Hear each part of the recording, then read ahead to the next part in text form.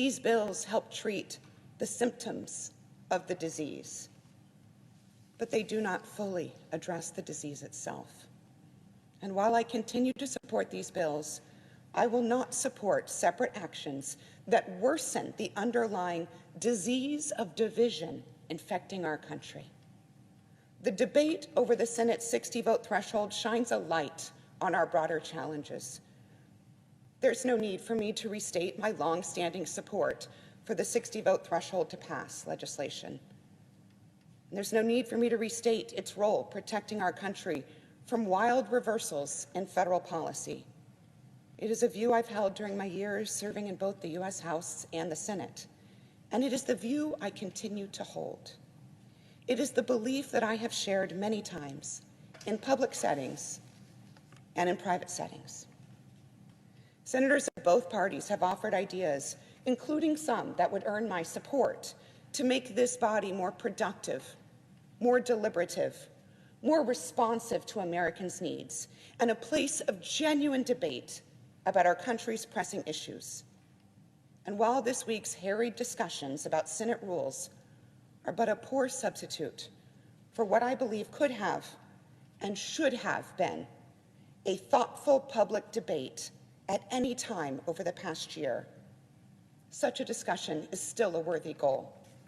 But a discussion of rules falls short of what is required. American politics are cyclical, and the granting of power in Washington, D.C. is exchanged regularly by the voters from one party to another. Today, the Arizona Democratic Party voted to formally censure Senator Kyrsten Sinema. This is a mostly symbolic act taken in response to Sinema's vote to maintain the Senate filibuster rules, and that effectively blocked the Democrats' voting rights bill. Thank you, Mr. Speaker. I rise today in opposition to H.R. 5746, which contains the text of H.R. 4, the so-called John Lewis Voting Rights Advancement Act. With H.R. 4, Democrats are attempting to orchestrate yet another radical and unprecedented federal power grab over state-administered elections, this time under the guise of updating the Voting Rights Act. But the history here is so important. Upon its enactment in 1965, the VRA employed extraordinary measures to address pervasive state resistance to removing radically discriminatory barriers that did, at that time, prevent minorities from exercising their right to vote. But here's what's important. After exhaustive review in 2013, the U.S. Supreme Court's Shelby County v. Holder decision recognized an obvious fact when examining the Voting Rights Act. Things have changed dramatically since 1965. Of course, that fact should be celebrated. The court reasoned that requiring states to pre-clear election law changes today based on conduct a half-century ago was an unconstitutional invasion of state sovereignty. Republicans are thrilled the VRA worked. The truth is that more Americans from minority communities are voting now than ever before, and overall voter registration remains sky high.